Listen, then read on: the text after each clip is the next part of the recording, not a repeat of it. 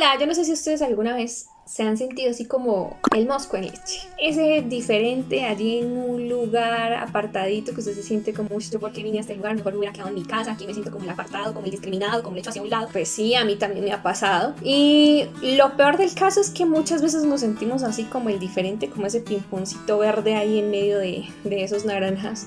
Pero nosotros muchas veces también cometemos el error de discriminar y hacer al lado a otras personas. Y se nos olvida que siguen siendo personas. Y nosotros los discriminamos sea por el color de pelo, por cómo están vestidos, cómo hablan, en fin. Y nos dejamos guiar por las apariencias y no vamos un poquito más allá y descubrimos el corazón y el alma de las personas. Algo que sí solía hacer Jesús cuando él vino y estuvo acá en la tierra. Porque es que a Jesús le encantaba mirar el corazón de la gente, más de cómo estaban vestidos, más de que cómo hablaban, más de cómo se comportaban. Y por eso fue que él escogió a unos 12 muy particulares. Y hoy les voy a hablar de uno de esos 12. Y uno de esos 12 está relatado allí en Mateo 9, del 9 al 13. Y les voy a hablar de Mateo. Sí, Mateo era un recaudador de impuestos. ¿Está tratando de que se me lengua la traba?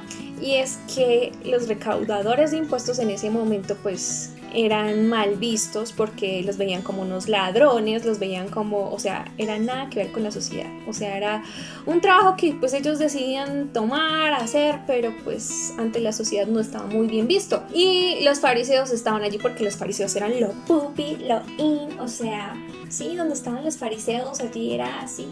Era lo más de lo más. Pero donde estaban los publicanos eran los pecadores, o sea, no, tenaz. Y resulta que aparece en la cena Jesús, ve allí a Mateo sentado en su lugar de trabajo y le dice a Mateo, sígueme. Y Mateo deja absolutamente todo y empieza a seguir al maestro. Y lo invita a cenar a su casa y allí puesta la mesa, todos imagínense en esa escena, pues también habían sentados publicanos, fariseos y los discípulos de Jesús con Jesús. Y pues ya se podrán imaginar todo lo que empezó a suceder allí. Los fariseos empezaron a cuchichar, así como cuando uno va a una fiesta, una reunión familiar y todos empiezan a decir, mire lo que vino vestido, uy, mire, no le da pena, mire cómo se pintó esa boca, uy, mire, mire, mire eso, nomás esas uñas como las tiene pintas, uy, no, no, no, no, así, tal cual estaba pasando en ese lugar. Los fariseos le estaban diciendo a los discípulos, oiga, ¿cómo se le ocurre? Su maestro se está sentando con pecadores, mire, no, es que no le da pena, mire con quién, mire, es que no sabe con quién está sentado. Y Jesús entra a la cena y les dice, espérense en un momento. Oiga, ¿qué les pasa? Aquí yo vine, ¿sí? Y él empieza a hablarles y les dice algo muy fuerte. Y les dice, es que los sanos no tienen necesidad de médico. Los enfermos sí tienen necesidad de médico. Y yo vine a llamar a los pecadores al arrepentimiento. Dice, no vine a llamar a justos, sino a pecadores al arrepentimiento. Y es que a Jesús le importa, es el corazón.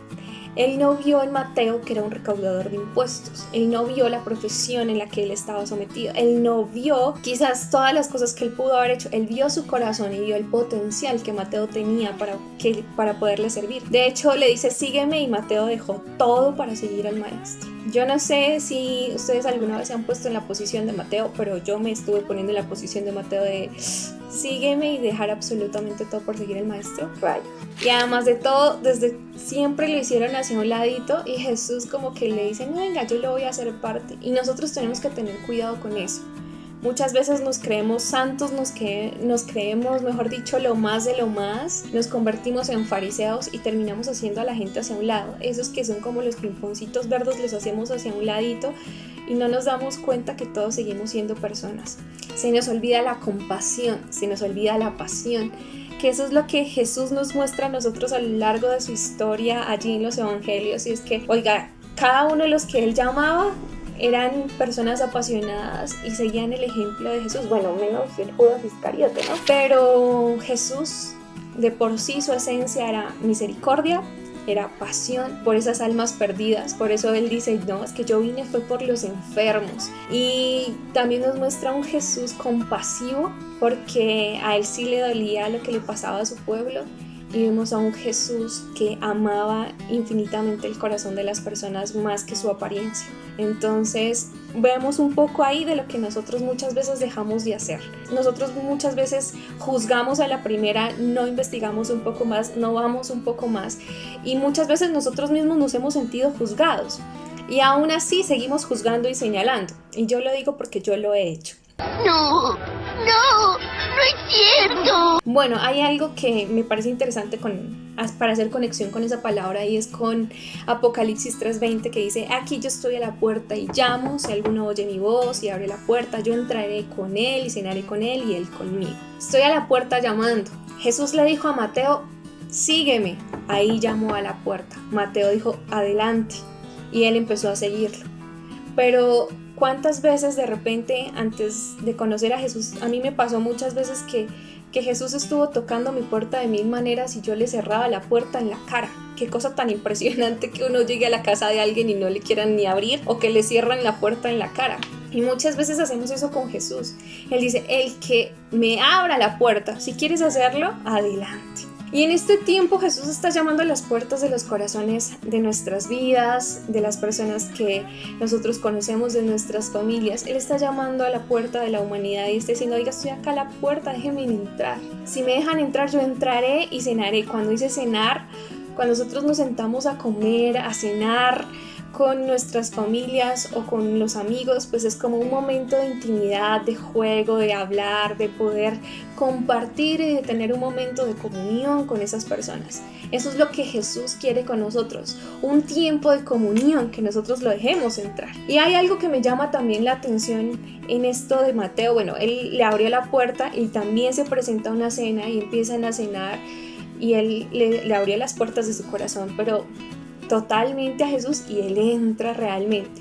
Pero hay algo que me llama también la atención de Mateo, y es que el arrepentimiento lleva no solamente a que nosotros hagamos un cambio de dirección, sino que pues nos lleva un poco más allá con Jesús y tenemos la oportunidad de ya no quedarnos ahí. O sea, cuando Jesús muere allí en la cruz, se rompe el velo, se rasgó de abajo arriba, y eso nos dice a nosotros: pueden entrar a la presencia, y eso es lo que nosotros podemos hacer.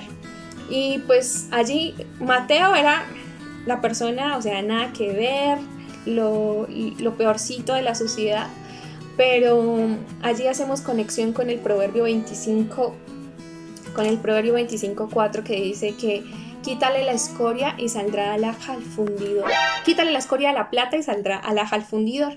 Bueno, la idea es esa. Y es que una alhaja es una joya, y la plata, para que pueda ser limpiada, y bueno, entonces tienen que hacer una serie de procesos de purificación para quitarle las impurezas. A eso se refiere la escoria, las impurezas. Mateo, para todos aquellos que estaban allí presentes, los fariseos, era la escoria, era lo impuro, era lo que nada que ver con la sociedad, o sea, nada que ver con ellos. Pero Jesús dijo: si yo le quito las impurezas a Mateo, lo voy a convertir en una bella joya, en una alhaja. Y eso es lo que Dios ha visto en nuestras vidas.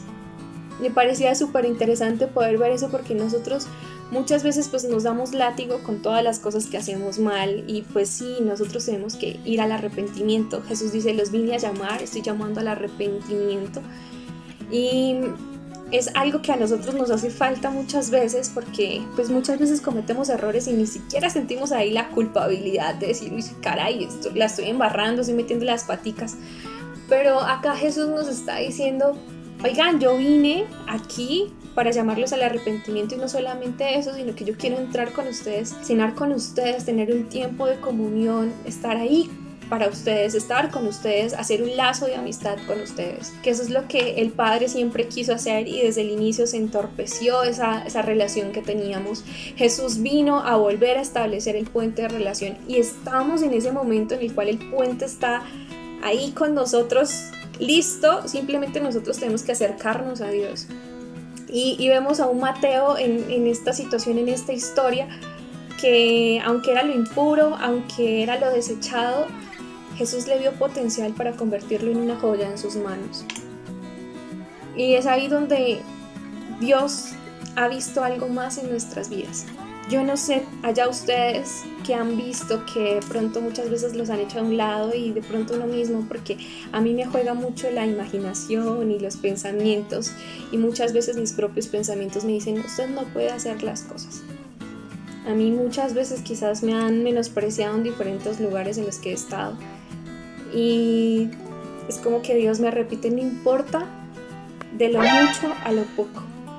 Y cuando he salido de algunos lugares me Me he dado cuenta que Dios me ha llevado de lo poco a lo mucho.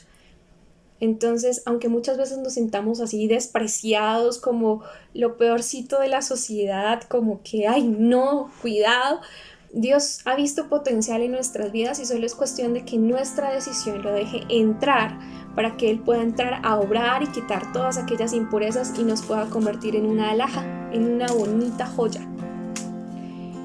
Y es que nosotros muchas veces tampoco nos vemos como con ese potencial y nos vemos tan impuros que nos creemos tan inmerecedores de la gracia de Dios. Yo lo digo en mi caso, yo muchas veces le he dicho a Dios, ¿estás seguro que soy yo? ¿Estás seguro que quieres que yo haga eso? ¿Estás seguro? Hay personas mucho mejores.